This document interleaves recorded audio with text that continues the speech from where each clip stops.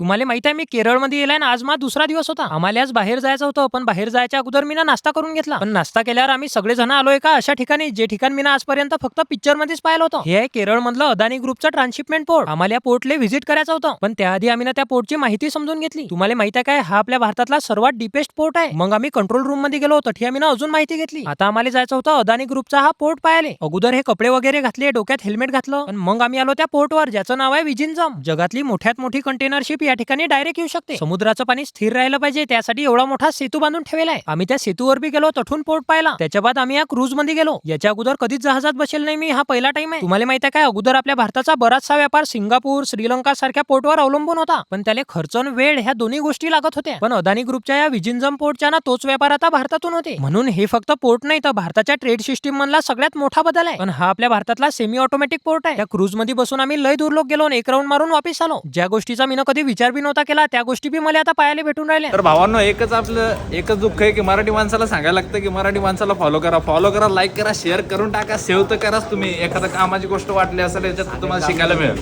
Port पाहिल्यावर शेवटी आम्ही फिरत फिरत या ठिकाणी आलो. वातावरण पहा तुम्ही एकदा किती बढिया आहे. सगळं हिंडून फिरून आम्ही जेवण करायला आलो, पोटभर जेवण केलं आणि आम्ही चाललो आता रूमवर. केरळमध्ये येऊन आम्ही ना अजून काय काय केलं ते पाहू आपण पुढच्या व्हिडिओ मध्ये. पण पुढचा व्हिडिओ पाहण्यासाठी फॉलो करून टाका.